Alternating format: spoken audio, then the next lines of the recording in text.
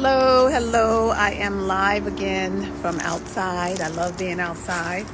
And I have on one of my favorite jackets from The Handmaid's Tale. And if you see it upside down, it says, "Today is a blessed day for a revolution." So if you ask me, every day is a good day for a revolution. I am Thiele Thatch, Dr. Thiele Thatch, and my alter ego is Mrs. HR. And thank you for stopping by. Hey, thank you for stopping by for another live Ask Mrs. HR. Today, the topic is around where is my money? So I am so grateful that I've had the opportunity to do payroll, human resources, benefits, all things for different companies. Welcome, Celestine Palmer. So I am sharing a question that someone asked me when I was working on doing their payroll. And the question is, where is my money? So what happened was, there was a client that I'm working with and their employee was paid. But as it happens a lot in human resources and in life, the amount wasn't correct. And so the person had to be paid again, twice. And so when the second check came, the employee asked me, "Where's the rest of my money?" You know, it's not my fault that I was that I was not paid correctly the first time. And so now I'm being taxed twice. So that is a great question. I know a lot of times, and I know I've been in a place many times where I'm expecting a certain amount in my paycheck. However, the IRS expects a certain amount to be taken out of your paycheck. So this was a great question, and I want to answer it. So just so you know, when your employer pays you incorrectly and then issues a second payment to correct the error, it might feel like you're being taxed twice, but you're not actually being taxed twice on the same income. So here's what likely happens. So the initial payment and the tax deduction have different taxes that come out, like FICA. We've heard the word FICA.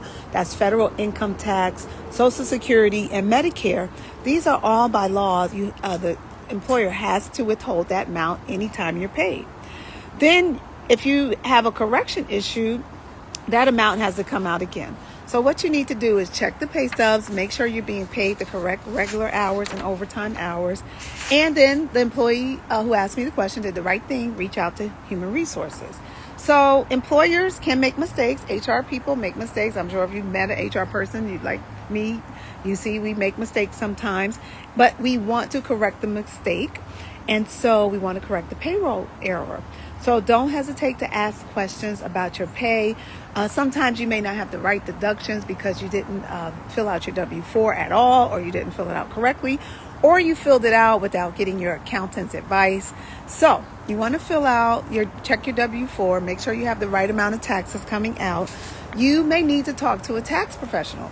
So this is something people don't know a lot about HR, is that as an HR person, we're not supposed to be tax professionals and give you tax advice. So you want to reach out to your accountant, even if it's H&R Block, whoever files your taxes.